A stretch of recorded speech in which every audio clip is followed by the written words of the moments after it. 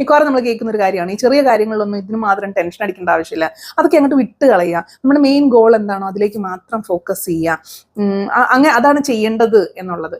അത് പൊതുവായിട്ടുള്ള കാര്യങ്ങളിൽ ആപ്ലിക്കബിൾ ആണെങ്കിലും ഒരു മാരേജ് റിലേഷൻഷിപ്പിൽ വരുമ്പോഴത്തേക്കും ഈ ചെറിയ ചെറിയ കാര്യങ്ങളാണ് ശരിക്കും പറഞ്ഞു കഴിഞ്ഞാൽ ഒരു റിസെന്റ്മെന്റിലേക്ക് അല്ലെങ്കിൽ നിങ്ങളുടെ പാർട്ട്ണറിനോടുള്ള ഒരു വെറുപ്പും വിദ്വേഷവും ഒക്കെ കൂടാനുള്ളതും പിന്നീട് ഒരു ഡിസ്റ്റൻസ് ഫീൽ ചെയ്യാൻ, ഒരു സൈലൻസിലേക്കൊക്കെ പോകാനുള്ള റീസൺ ചെറിയ ചെറിയ കാര്യങ്ങളാണ്.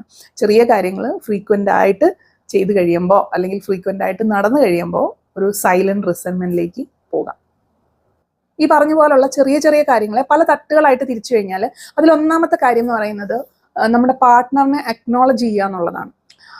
അക്നോളജ് ചെയ്യുക എന്ന് പറഞ്ഞു കഴിഞ്ഞാൽ ഓരോ ചെറിയ കാര്യങ്ങളാണ്. അതായത് ആ ഒരു ഫാമിലിയിലേക്ക് കോൺട്രിബ്യൂട്ട് ചെയ്യുന്നതാവട്ടെ, ആ ഫാമിലിയുടെ ഫിനാൻഷ്യൽ സ്റ്റെബിലിറ്റിക്ക് വേണ്ടിയിട്ട് വർക്ക് ചെയ്യുന്നതാവട്ടെ, ഫുഡ് കുക്ക് ചെയ്യുന്നതാവട്ടെ, കുട്ടികളെ മാനേജ് ചെയ്യുന്നത്, ഫാമിലി മാനേജ് ചെയ്യുന്നത്, അല്ലെങ്കിൽ റിലേറ്റീവ്സുമായിട്ടുള്ള ബന്ധം അതൊന്ന് സ്റ്റെബിലൈസ് ചെയ്ത് കൊണ്ടുപോകുന്നതാവട്ടെ, ബർത്ത്ഡേ പോലുള്ള വിശേഷ ദിവസങ്ങൾ അത് ഓർത്തിരിക്കുന്നത്, അതിന് വേണ്ടിയിട്ട് എഫേർട്ട് ഇടുന്നത്, അല്ലെങ്കിൽ ഡ്രസ്സപ്പ് ചെയ്യുന്നത്, അങ്ങോട്ടും ഇങ്ങോട്ടും അത് അക്നോളജ് ചെയ്യുന്നുണ്ടോ, അതും അല്ലെങ്കിൽ എക്സൈറ്റഡ് ആയിട്ട് എന്തെങ്കിലും ഒരു കാര്യം പറയാൻ വരുമ്പോൾ ഒട്ടും എക്സൈറ്റ്മെന്റ് ഇല്ലാതിരിക്കുന്നത്, ഇതൊക്കെ ചെറിയ ചെറിയ കാര്യങ്ങളാണ്. ഇതിന്റെ അർത്ഥം പാർട്ട്ണറിനെ പ്രൈസ് ചെയ്യുക എന്നുള്ളതല്ല, ജസ്റ്റ് അക്നോളജ് ചെയ്യുക എന്നുള്ളതാണ്. അങ്ങനെ ഒരാൾ ആ വീട്ടിലുണ്ട് അല്ലെങ്കിൽ അയാൾ ഇൻവിസിബിൾ ആയി പോവാതിരിക്കാനായിട്ട് നിങ്ങൾ നോക്കുന്നുണ്ടോ എന്നുള്ളതാണ്. അതൊരു ചെറിയ കാര്യമാണ്. പക്ഷെ പോകെ പോകെ ഇങ്ങനൊരു ഇഗ്നോറൻസ്, അക്നോളജ്മെന്റ് ഇല്ലാണ്ട് വരുമ്പോൾ ആ ഓപ്പോസിറ്റ് നിൽക്കുന്ന പാർട്ടി എന്താണ് എഫേർട്ട് ഇടുന്നത് അങ്ങ് നിർത്തും. ആ എഫേർട്ട് ഇടുന്നത് നിർത്തി കഴിയുമ്പം പയ്യെ ആ പാർട്ട്നേഴ്സ് തമ്മിൽ ഒരു ഡിസ്റ്റൻസ് ഉണ്ടാവുകയും എന്താണ് സംഭവിക്കുന്നത്, പിന്നീട് അത് വലിയൊരു സൈലൻസിലേക്ക് പോവുകയും ചെയ്യും. ഇനി അടുത്തത് ഇമോഷണൽ ഡിസ്മിസിലാണ്. എന്തെങ്കിലും സീരിയസ് ആയിട്ടുള്ളൊരു കാര്യം, സീരിയസ് അല്ലേ പോലും വളരെ കാഷ്വൽ ആയിട്ടാണെങ്കിൽ പോലും കാര്യങ്ങൾ പറയുമ്പോൾ നീ ഭയങ്കരമായിട്ട് ഓവർ ആക്ട് ചെയ്യുവാണ്, അല്ലെങ്കിൽ നീ ഭയങ്കര സെൻസിറ്റീവ് ആണ്, ഇതൊന്നും വലിയ കാര്യമൊന്നും അല്ല എന്ന് പറഞ്ഞ് കാര്യങ്ങൾ ഡിസ്മിസ് ചെയ്ത് കളയുക. അത് ഫ്രീക്വൻ്റ് ആയിട്ട് നടന്നു കഴിയുമ്പോൾ എന്താണെന്ന് വെച്ച് കഴിഞ്ഞാൽ ഈ അറ്റംപ്റ്റ് ചെയ്യുന്ന വ്യക്തി പിന്നീട് ഒരിക്കലും ഒരു കാര്യം പറയാനോ, ചെറിയ കാര്യമാണെങ്കിൽ പോലും പറയാനായിട്ട് വരത്തില്ല. കാരണം സ്വന്തം ഫീലിംഗ് ഇൻവാലിഡേറ്റ് ചെയ്യുവാണ് ഒരാൾ, അല്ലെങ്കിൽ അത് ഇൻവാലിഡ് ആണ്, അത് വലിയ കാര്യമുള്ള കാര്യമല്ല എന്ന് ഡിസ്മിസ് ചെയ്തുകൊണ്ടിരിക്കുന്ന ഒരാളുടെ അടുത്ത് പിന്നെയും പിന്നെയും അത്യാവശ്യം സെൽഫ് റെസ്പെക്റ്റ് ഉള്ള ആൾക്കാർ വന്നിട്ട് പിന്നെയും പിന്നെയും കാര്യങ്ങൾ പറയാനായിട്ട് വരത്തില്ല. അപ്പോൾ അവരുടെ ഇടയിൽ സംഭവിക്കുന്നത് വീണ്ടും ഡിസ്റ്റൻസ് ചെയ്യപ്പെടുകയാണ്, അല്ലെങ്കിൽ ഡിസ്റ്റൻസ് ഉണ്ടായി വരികയാണ്. പയ്യെ അത് ഒരു സൈലന്റ് റിസെന്റ്മെന്റിലേക്ക് പോവാണ്. ഇനി അടുത്തെന്ന് പറയുന്നത് എല്ലാവർക്കും റിലേറ്റ് ചെയ്യാൻ പറ്റുന്ന ഒരു കാര്യമാണ് ഫോൺ മൊമെന്റ്സ്.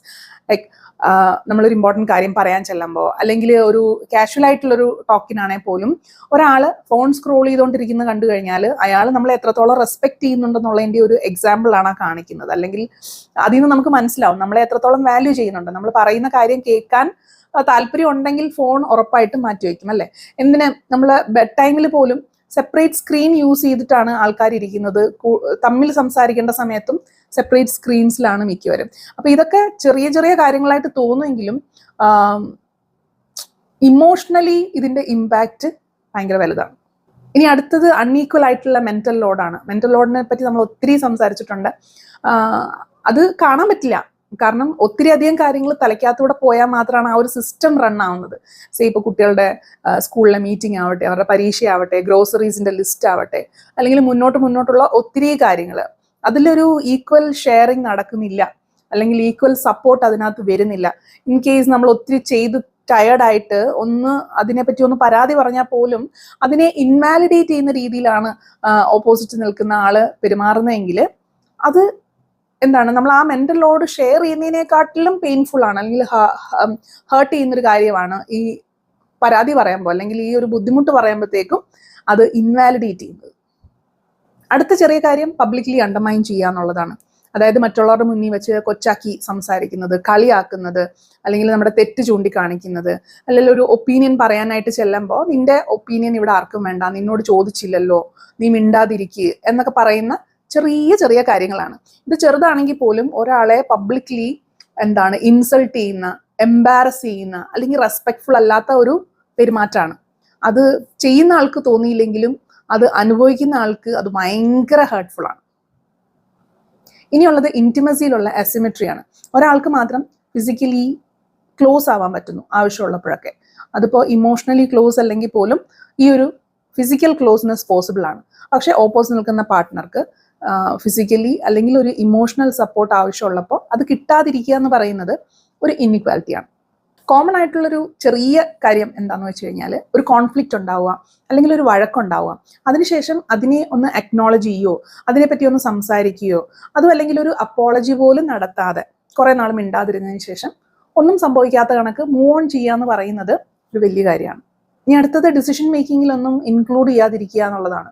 അതിപ്പോൾ ഒരു വലിയ കാര്യത്തിൽ ഇൻവെസ്റ്റ് ചെയ്യുന്നതായാലും ഫാമിലി പ്ലാൻ ചെയ്യുന്നതായാലും അല്ലെങ്കിൽ ഒരു കരിയർ ചോയ്സിലായാലും ഒരു ഡിസിഷൻ മേക്കിങ്ങിൽ ഒരു പാർട്ട്ണറിനെ ഇൻക്ലൂഡ് ചെയ്യാതിരിക്കുക എന്ന് പറഞ്ഞാൽ അയാൾ ഒരു രണ്ടാം തരം ആളാണ് അല്ലെങ്കിൽ എൻ്റെ ഒരു ഈക്വൽ ഇമ്പോർട്ടൻസ് വരുന്ന ഒരാളല്ല എന്ന് പറയാതെ പറയുവാണ്.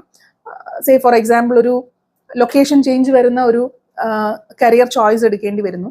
അപ്പോൾ അതിൽ നമ്മൾ പാർട്ട്ണറിനെ ഇൻക്ലൂഡ് ചെയ്യുന്നില്ലെങ്കിൽ അയാൾ അഡ്ജസ്റ്റ് ചെയ്തോളും, അല്ലെങ്കിൽ അയാൾ ഇതൊക്കെ എന്തെങ്കിലുമൊക്കെ മാനേജ് ചെയ്തോളും, അതും അല്ലെങ്കിൽ ആ party is taken four granted എന്ന് നമ്മൾ പറയാതെ പറയുവാണ്. അപ്പൊ ഈ ടേക്കൺ ഫോർ ഗ്രാൻഡഡ് എന്ന് പറയുന്നത് മിക്കവരും വിചാരിക്കുന്നതിനകത്ത് അബ്യൂസ് ഒന്നും ഇല്ലല്ലോ, അല്ലെങ്കിൽ രക്തച്ചൊരിച്ചിൽ ഒന്നും ഇല്ലല്ലോ, കോൺഫ്ലിക്ട്സ് ആയിട്ടൊന്നും ഇല്ല, അടിപിടി ഒന്നും ഇല്ല, ജസ്റ്റ് നമ്മൾ അതിപ്പം അവൾ അഡ്ജസ്റ്റ് ചെയ്തോളും അല്ലെങ്കിൽ അവൻ അഡ്ജസ്റ്റ് ചെയ്തോളും. ഇപ്പൊ ഈ ഞാൻ പറയുന്ന കാര്യങ്ങളെല്ലാം രണ്ട് സൈഡിലും നടക്കുന്ന കാര്യങ്ങളാണ് കേട്ടോ. അതായത് ഹസ്ബൻഡ് ആൻഡ് വൈഫ് രണ്ട് സൈഡിലും ഇങ്ങനെ നടക്കാം.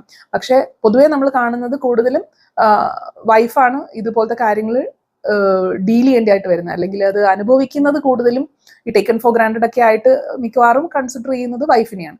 അപ്പോൾ അവരുടെ ഒരു പെർസ്പെക്റ്റീവ് നിന്നാണ് ഞാൻ പറയാനായിട്ട് ഉദ്ദേശിക്കുന്നത്. അപ്പോൾ ഇത് വൺസ് ഈ ഒരു പാറ്റേൺ നമ്മൾ ഐഡന്റിഫൈ ചെയ്ത് കഴിഞ്ഞാൽ ഒരു വിഷമാണ് ഉണ്ടാവുന്നത്. അതിനുശേഷം പിന്നെ എഫേർട്ട് ഇടുന്നവർ നിർത്തും. അപ്രിസിയേഷൻസ് ഒന്നും ഇല്ലല്ലോ, അപ്രിസിയേഷൻ ഇല്ല, ടേക്കൺ ഫോർ ഗ്രാൻഡഡ് ആണ്, ഇൻവാലിഡേറ്റ് ചെയ്യുവാണ്. അപ്പൊ ഈ പാറ്റേൺസ് വൺസ് മനസ്സിലാക്കി കഴിഞ്ഞാൽ എഫേർട്ട് ഇടുന്ന നിർത്തും. പിന്നെ പയ്യെ ഉണ്ടാകുന്നത് ഒരു പദം പറച്ചിലും വിദ്വേഷവും വെറുപ്പും ഒക്കെ ആയിരിക്കും. പിന്നെ ഓവർ ദ ഇയേഴ്സ് ഇതെന്താന്ന് വെച്ച് കഴിഞ്ഞാൽ ഒന്നെങ്കിൽ അത് അങ്ങനെ തന്നെ കണ്ടിന്യൂ ചെയ്യും, അല്ലെങ്കിൽ വേറെ ഒരു വഴിയില്ല, നമുക്ക് വേറെ പോകാനൊന്നും സ്ഥലമില്ല, വേറെ ഓപ്ഷൻസ് ഒന്നും തോന്നുന്നില്ല, അല്ലെ പോകാൻ ഇടവില്ല, ഇട്ടേച്ച് പോകാൻ പറ്റുന്നില്ല എന്നൊക്കെ കണ്ടു കഴിഞ്ഞാൽ ഇതൊരു മെക്കാനിക്കൽ മോഡിലേക്ക് അങ്ങ് പോകും. അപ്പം അവരുടെ ഓൾറെഡി ഉണ്ടായിരുന്ന ഒരു സോഫ്റ്റ് ക്യാരക്ടറൊക്കെ പോയിട്ട് കംപ്ലീറ്റ്ലി നെഗറ്റീവ് ആയിട്ടൊരു ആളായിട്ട് അങ്ങ് മാറും. വർഷങ്ങളായിട്ട് സ്ത്രീകളെ പഠിപ്പിക്കുന്ന ഒരു കാര്യം എന്താണെന്ന് വെച്ച് കഴിഞ്ഞാൽ അഡ്ജസ്റ്റ്മെന്റ് ആണ് മെച്യോറിറ്റി എന്ന് പറയുന്നത്, അല്ലെങ്കിൽ സൈലൻസ് ആണ് നമ്മുടെ സ്ട്രെങ്ത് എന്ന് പറയുന്നത്. പക്ഷെ ശരിക്കും പറഞ്ഞാൽ ഈ സൈലൻസ് എന്ന് പറയുന്നത് ശരിക്കും പറഞ്ഞാൽ നമ്മളിങ്ങനെ സ്റ്റോർ ചെയ്ത് വെക്കുവാണ്.